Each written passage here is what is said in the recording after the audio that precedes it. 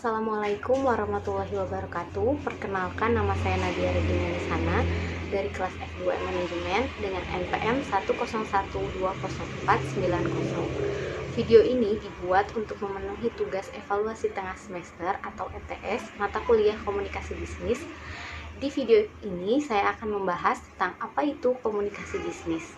Komunikasi bisnis merupakan salah satu hal yang penting dalam menjalankan suatu bisnis atau perusahaan. Komunikasi ini bisa diartikan sebagai suatu komunikasi yang dilakukan secara verbal maupun non-verbal, di mana dalam komunikasi ini berisi pendapat, ide, gagasan maupun informasi. Komunikasi ini dapat dilakukan secara personal maupun impersonal. Adapun unsur-unsur komunikasi bisnis adalah sebagai berikut. Yang pertama, terdapat tujuan. Setiap komunikasi tersebut memiliki tujuan yang telah ditentukan dan sejalan dengan tujuan organisasi. Yang kedua, ada pertukaran.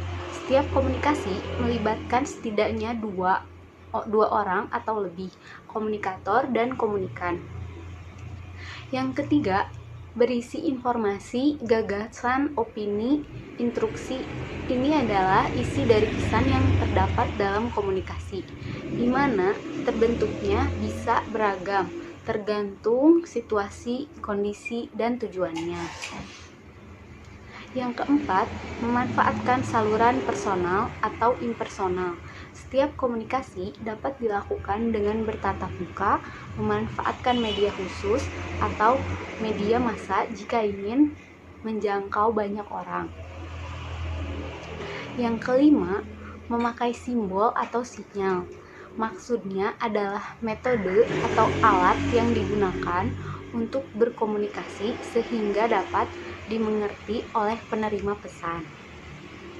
Yang keenam, pencapaian atau target atau tujuan organisasi, di mana tujuan tersebut telah ditetapkan sebelumnya oleh manajemen. Teknik dalam komunikasi bisnis. Dalam komunikasi bisnis terdapat 3 teknik utama. Perpaduan dari ketiga teknik tersebut akan membuat setiap orang dapat menangkap dan memahami pesan yang kamu sampaikan dengan jelas. Berikut ini 3 tipe teknik komunikasi. Yang pertama, teknik komunikasi verbal. Teknik ini digunakan untuk mendiskusikan sebuah gagasan atau ide, mengekspresikan opini, menjawab pesan, dan pendengar yang baik. Komunikasi verbal yang efektif yaitu tentang pesan yang disampaikan dapat diterima dan berani untuk mendapatkan sanggahan atau tanggapan terhadap pesan yang telah disampaikan.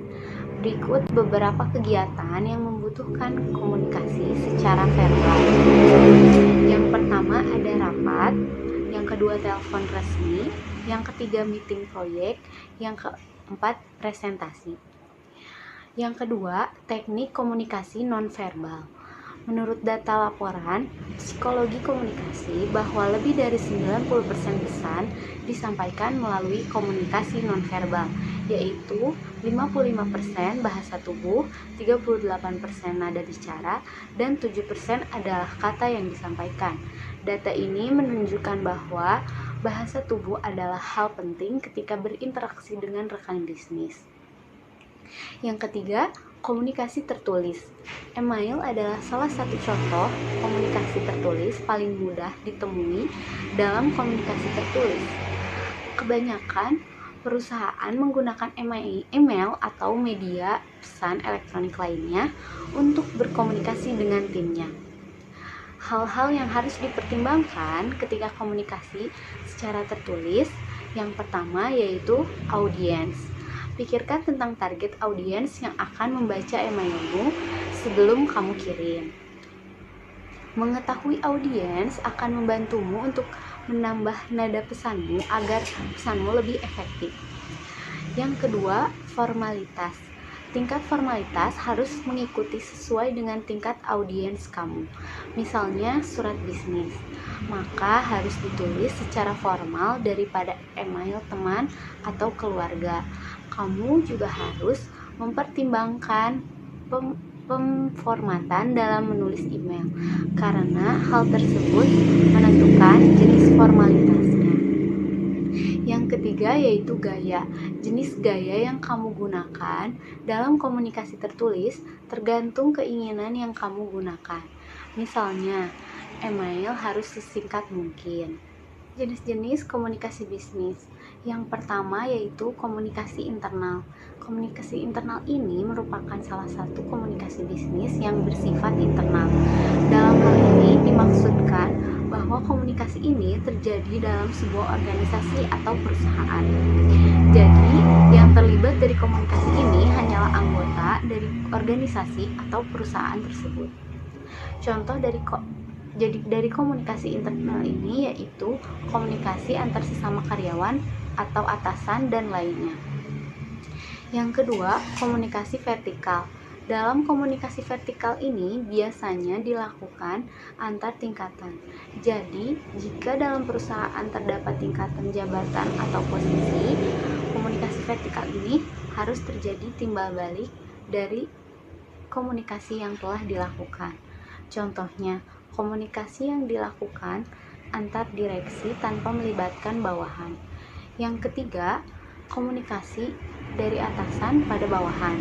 Jenis komunikasi ini juga termasuk komunikasi internal, akan tetapi memperhatikan tingkatan atau jabatan pada sebuah organisasi tersebut. Komunikasi ini merupakan salah satu jenis komunikasi bisnis yang sangat penting, di mana komunikasi ini dilakukan oleh seorang pimpinan kepada karyawannya. Bentuk komunikasi ini biasanya dilakukan secara umum. Yang keempat, komunikasi bawahan ke atasan. Jenis komunikasi bisnis ini bisa dianggap tidak sepenting komunikasi atasan pada bawahannya. Bisa diartikan komunikasi ini merupakan kebalikan dari komunikasi dari atas ke bawah. Dalam komunikasi ini contohnya memberikan laporan rutin pada karyawan dari karyawan kepada atasan atau pimpinannya. Yang kelima, komunikasi horizontal. Komunikasi horizontal ini dilakukan pada tingkatan atau jabatan yang sama. Komunikasi ini biasanya bersifat lebih santai atau non-formal. Komunikasi ini tidak perlu memperhatikan kaidah dan bisa dilakukan dalam bahasa sehari-hari. Kesimpulannya, setiap bisnis harus memiliki strategi komunikasi bisnis yang efektif dan baik yang diterapkan untuk setiap anggota karyawan dan Anda. Dalam pembukuan misalnya, Anda harus memetakan dan membiarkan komunikasi yang jelas tentang hak akses laporan keuangan dan proses pencatatan pembukuan bisnis. Jika hal tersebut tidak dilakukan, tentunya laporan keuangan Anda bisa saja digunakan oleh pihak yang tidak bertanggung jawab. Demikian video yang saya buat. Terima kasih. Wassalamualaikum warahmatullahi wabarakatuh.